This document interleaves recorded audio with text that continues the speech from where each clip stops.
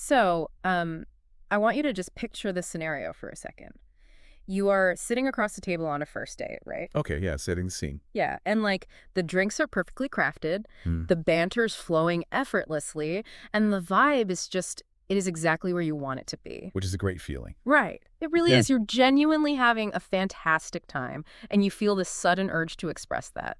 You just want to look across the table and say something simple, like, you were really easy to talk to. Sounds totally fine, yeah. Right. But somehow, in the split second between your brain formulating the thought and your mouth actually executing it, the wires cross. You lock eyes, your voice drops an octave, and it comes out sounding like a heavy, dramatic wedding toast. Oh, no. Yeah. You say, I have never felt a profound connection like this in my entire life, and instantly you can just feel the air getting sucked right out of the room. Suddenly, the vibe is excruciatingly weird. It is the ultimate dating record scratch, honestly. Yeah. You're aiming for a light breeze, and you accidentally summoned a Category 5 hurricane. Exactly. We have all been there, on one side of the table or the other. So our mission for this deep dive today is to figure out how to give a compliment that actually builds attraction without sounding intense, generic, awkward, creepy, or like you just read off a rehearsed internet script. Which is such an essential social skill to master. I mean, compliments are incredibly powerful because they are the clearest, most direct way to show attention and intent. Right. But in the early stages of dating, they so often go wrong Yeah. because they just feel far too heavy for the current level of connection. You simply haven't built the structural foundation yet to hold that much emotional weight. I like to frame this with an analogy, actually. A well-delivered compliment in early dating should feel like a small, warm, ambient lamp in the corner of the room. Oh, I like that. Yeah, it does not draw total attention to itself, but it makes everything in the space feel a little nicer, a little softer. A bad compliment, on the other hand, feels like a blinding police spotlight interrogating you right in the face. That image perfectly captures the physiological feeling of pressure. When you are hit with a spotlight, your nervous system actually reacts. You feel put on the spot. 100%. And that points us exactly to where we must begin. Before we can even discuss the right words to say, the mechanics of the compliment, basically, we have to evaluate the intention behind it. Because if your internal intention is misaligned, it will infect and ruin even the most perfectly crafted sentence. Let's isolate that for a second. What does a misaligned intention actually look like in practice? Well, it looks like treating the compliment as a transaction, or a test, or even a performance. It happens when someone uses a compliment as a sneaky backdoor way to force intimacy or to make the other person feel a sense of obligation. Oh, wow. Yeah, that makes sense. Right. A healthy, properly aligned compliment simply says, I notice something about you that I genuinely appreciate, and I am handing this observation to you as a gift without demanding a receipt or a reaction. Okay, I have to push back on this a bit. Go for it. Because if we are being completely honest with ourselves, aren't we all secretly hoping they will compliment us back? I mean, it's dating. We want them to like us. If I tell someone they look great, a tiny part of me desperately wants them to validate me in return. Of course. So how do we prevent a compliment from secretly functioning as, like, a fishing expedition for reassurance? It is a completely natural human impulse to seek validation. We are wired for reciprocal connection.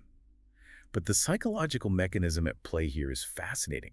The moment you need that reaction to feel secure, the other person can subconsciously detect the deficit. They can smell the desperation a little bit. Exactly. That is when the ambient light flips into the police spotlight. When you give a compliment and then energetically hover, waiting to collect your emotional reward, it stops being a gift. It becomes an invoice. An invoice. Yeah, it puts a psychological burden on the receiver to manage your self-esteem. And nothing stalls early attraction faster than handing a near stranger an emotional chore. Handing someone an invoice instead of a gift, that completely reframes the interaction. So we have removed the pressure, meaning we are in the right mindset of offering rather than demanding. So with the intention fixed, we need a blueprint for construction. How do we build a compliment that actually feels good to receive? We rely on a remarkably effective framework that I call the 3S rule. A high-quality early dating compliment should be specific, simple, and spacious. Specific, simple, and spacious. Let's tear those apart one by one, starting with specific. So generic compliments trigger a very low dopamine response because they feel empty and infinitely transferable. If you tell someone you are beautiful or you are amazing, it sounds polite in theory. Sure. But that statement could apply to 8 billion other people. It feels like a copy and paste line pulled out of your back pocket. Specificity, however, is undeniable proof that you are actively observing the unique human being sitting right in front of you. Which means instead of saying you're perfect, you say something rooted in their actual behavior. Something like, you have a really engaging way of structuring your stories. Or, I appreciate how direct you are without being abrasive. Thought on. That signals that I am actually watching them, not just projecting my idealized fantasy of a date onto them. Precisely. You are seeing them in high definition. Now, the second S is simple. And this is where many well-intentioned people stumble. Early compliments should really avoid grand drama. Like the wedding toast. Exactly like the wedding toast. Yeah. Instead of looking deeply into their eyes and sighing, I could listen to you talk forever, you dial it back to the present reality. You just say, I really enjoy talking to you. It is grounded in the current moment. I can see some people resisting that, though. Doesn't simple risk coming across as boring or, underwhelming? If I genuinely feel a grand, sweeping spark of connection, isn't saying I enjoy talking to you kind of selling the emotion short? It might feel like you are selling the emotion short, but you are actually protecting the interaction. Simple does not mean boring. Simple means manageable. Manageable, okay. Yeah, you are not asking the other person to process your sudden emotional intensity.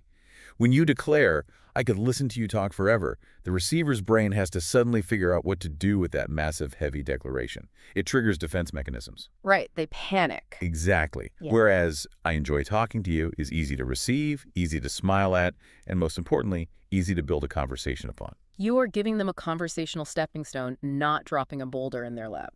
Beautifully put. Thank you. And that leads us perfectly to the third S, which is spacious. Spaciousness means leaving oxygen in the room. You do not want to trap the other person in a corner. A very common defense mechanism is delivering a great compliment and then immediately suffocating it with anxiety. Like what? They might say, you have such a vibrant laugh. I hope it doesn't make you uncomfortable that I just pointed that out. Or, sorry, I know this might be a little forward, but... The pre-apology. It is basically handing them a beautifully wrapped present, but warning them there might be a live grenade inside. Exactly. The apology introduces the very awkwardness you are trying to avoid. To make a compliment spacious, you simply state the positive observation and let it exist in the air without putting a leash on it. You allow the moment to breathe. Okay, so we have the architecture. Specific, simple, spacious. But I am guessing you can't just jump straight from saying, I like your shoes, to I feel a profound emotional safety with you. There has to be a transitional middle ground, right? We need to know exactly how deep to go based on how long we have actually known them. There's a very clear sliding scale of intensity for this, which we call the specificity ladder. It measures the depth of your observation broken down into 5 distinct levels. Okay, lay it on me. Level 1 is surface. This is your basic, you look nice tonight. It is perfectly polite, but it does very little heavy lifting for attraction.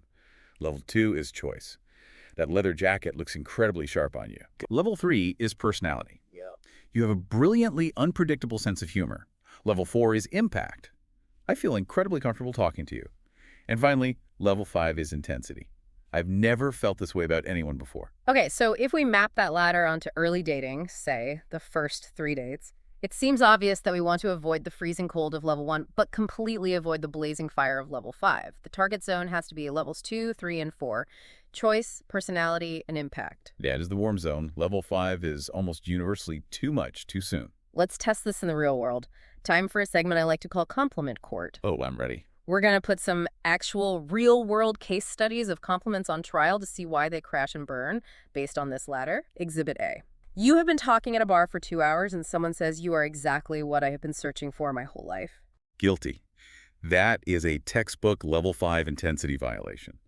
It fails because it places an astronomical, crushing amount of pressure on a near stranger to fulfill a lifelong romantic fantasy. They are no longer just having a drink. They are suddenly responsible for your life's happiness. Yikes.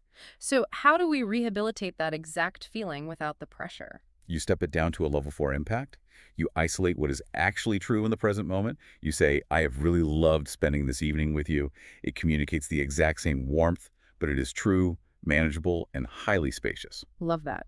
Okay, exhibit B. You are at a cafe, the person you are meeting orders something highly complicated, and you say, that was a flawlessly executed, very specific coffee order. I genuinely respect the confidence. Not guilty. That one works brilliantly. It hits level 3 personality. It is highly specific to the moment. It's slightly playful, and it carries absolutely zero emotional burden. It shows you are paying attention to their quirks in a positive way. Seeing those examples side by side clarifies so much.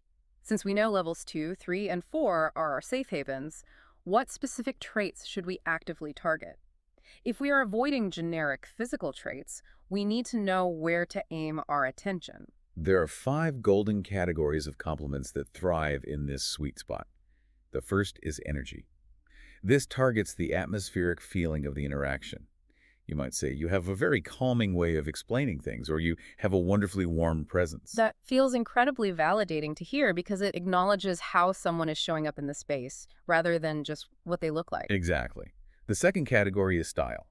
Notice this is distinctly different from complimenting their physical body. This is entirely about choices. Those glasses are a phenomenal choice.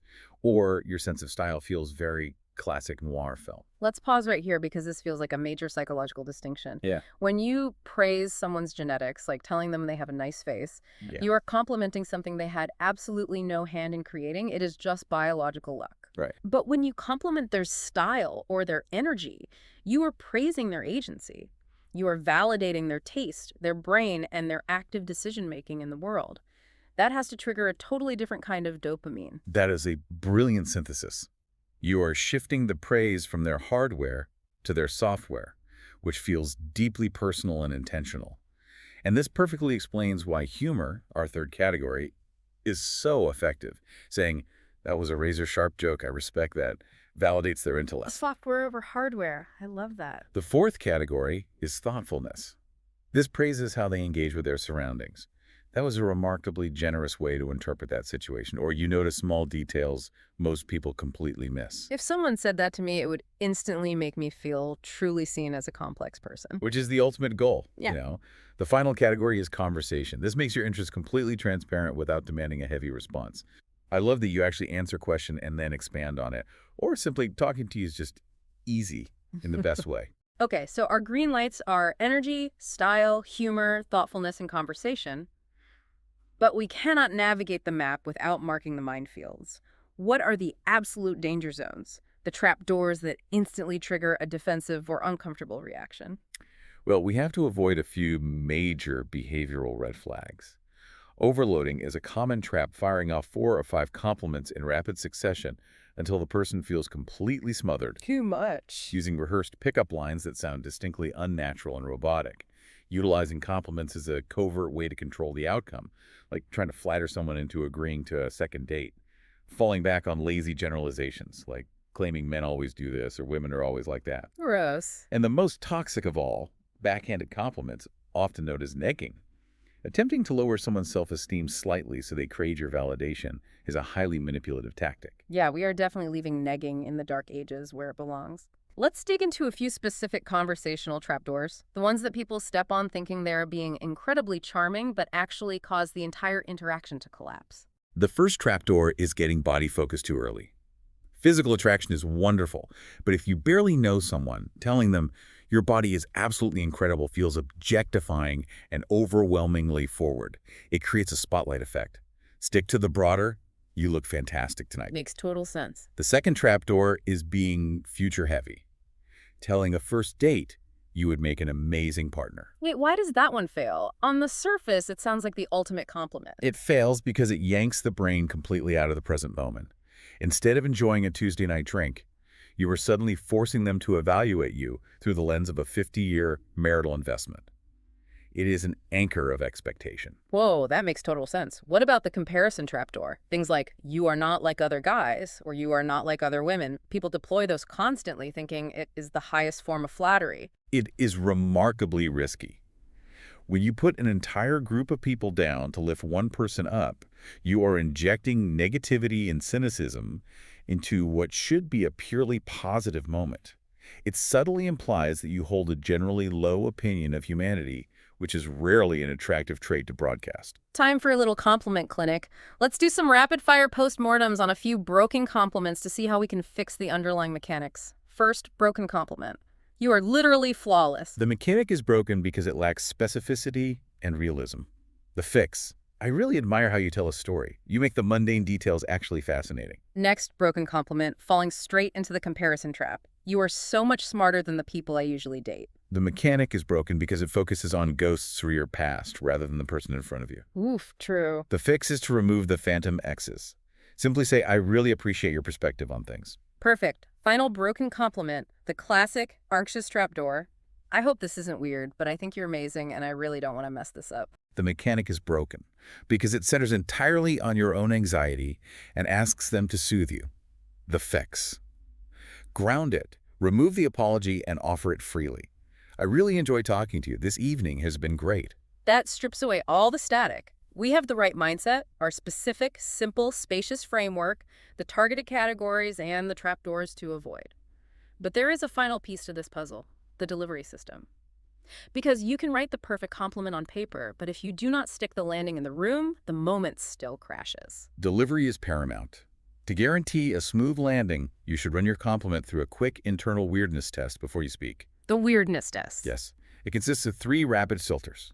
Filter 1, is it true? If it is wildly exaggerated, their radar will instantly flag it as a line. Filter 2, is it specific? If you could copy and paste this exact sentence to 20 different acquaintances, it is far too generic. And filter 3, can they receive it without pressure? If your statement silently requires them to comfort you, reassure you, or dramatically confess their own feelings, abort the mission immediately. True, specific, pressure-free. If it passes those 3 gates, you deliver it using a highly practical mechanism, which is the receive and move rule. This is perhaps the most vital behavioral adjustment you can make. Deliver the compliment and do not hover. See, this might feel deeply counterintuitive to some people. If I give someone a genuine compliment and then actively change the subject or move on, doesn't it seem like I am dismissing my own statement? How do you move on without making it seem like you didn't actually mean what you just said? It is the exact opposite, actually. By moving on, you prove that your compliment was an authentic gift, not a transactional lure. It shows complete confidence because you do not require a reward for saying it. Right. You give the compliment, you let it briefly land, and then you seamlessly transition the conversation forward. You say you have a wonderfully warm laugh. Anyway, you were saying your friend was the one who recommended this restaurant. Oh, I see. You are giving them the gift of the compliment, but you are equally giving them the gift of an out. You aren't forcing them to formulate a profound, matching response right there on the spot. Exactly. Let's look at how this plays out across different modern dating environments. Say you are messaging on a dating app. You do not just send, "You're gorgeous." You look at their photos and say, "Your profile gives off strong, would plan a flawless weekend getaway energy." And then you immediately ask a question about their favorite travel spot. That is seamless. Or consider direct messages. Instead of sending a generic fire emoji in response to a funny story they posted, you reply with, "You have a brilliantly unpredictable sense of humor," respectfully. You drop the positive observation and you let it be. What about the tricky territory right after a date ends? Keep it grounded and warm. I had a genuinely great time tonight. I loved how effortless the conversation felt. It is highly specific. It clearly signals your continued interest, but it does not demand that they draft a romantic manifesto via text. Or complimenting an intangible trait like confidence. Instead of blurting out, "You are so confident," which can feel a bit like a clinical assessment, you pivot to, "I really admire your confidence. It feels very calm and grounded, not performative." That is a phenomenal piece of observation because it notices the nuanced reality of who they are rather than just slapping a label on them. I have to ask a practical question about the receive and move rule, though. What if I use it perfectly?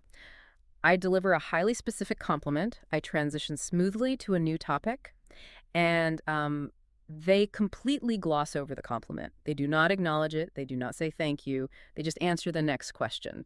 Should I repeat it to make sure they heard me? No, do not repeat it. This brings us full circle right back to the core mindset we established at the beginning. Let the moment be spacious. Remember, you are not issuing the compliment to extract a reaction. You are offering a genuine observation. Right, the gift versus the invoice. Exactly. If they gloss over it, that is completely fine. They might be naturally shy, they might be quietly processing the positive emotion, or they might just be genuinely eager to answer the follow-up question you asked. You must trust that the ambient light in the room just got a little warmer, even if they did not physically point at the light bulb and offer their gratitude. Trust the ambient light. That is a massive relief, honestly. It takes the burden of performance off both people. Well, we have covered a tremendous amount of psychological ground here. Could you crystallize this deep dive into a concise 5-point recap? I would be glad to. Number one, effective compliments rely on a solid framework. They must be specific, simple, and spacious. Number two, expand your categories of observation. Compliment their active choices, their energy, their humor, their thoughtfulness, and how they navigate conversation, rather than just their genetic looks. Software over hardware? Exactly. Number three, steer clear of the trapdoors. Avoid intense body-focused comments early on, future-heavy praise that anchors expectations, and comparison compliments that put others down. Number four, always run your thought through the weirdness test. Ask yourself, is this true? Is it specific? And is it entirely pressure-free?